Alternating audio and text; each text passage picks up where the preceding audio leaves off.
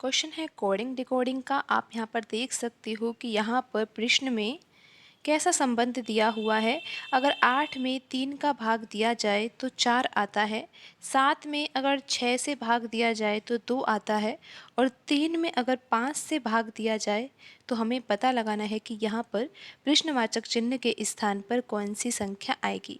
तो यहाँ पर आप समझिए कि यहाँ पर ये भाग के चिन्ह को आप ध्यान में मत दीजिए।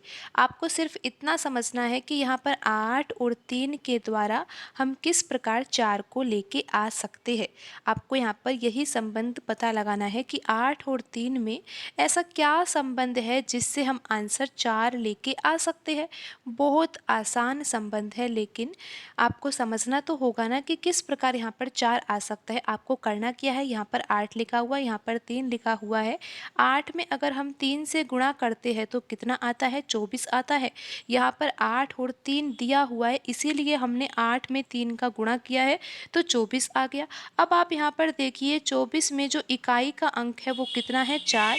तो हम यहाँ पर लिख देते हैं 4 और आप देख सकते हो कि यहाँ पर 4 ही लिखा हुआ है। समझे आप, इस तरह से भी प्रश्न पूछा जा सकता है।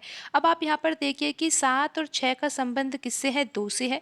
तो हमें यही पैटर्न लगाना है। करना क्या है, 7 का गुणा हमें 6 से करना है तो कितना आता है, 42 आता है। और आप देख ही सकते हो कि 42 का जो इकाई का अंक है वो कितना है, 2।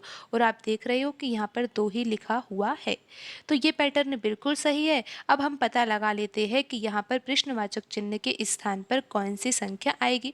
तो यहाँ पर आप देखिए कि 3 है और यहाँ पर 5 है। तो हमें करना क्या है, 3 का गुणा 5 से करना है तो कितना आएगा, 15 आएगा। और 15 एक संख्या है और इस संख्या में जो इकाई का अंक है वो कितना है, 5 है। तो यहाँ पर आंसर भी क्या आएगा, 5 ही आएगा। तो ऑप्शन ए यहाँ पर सही होगा।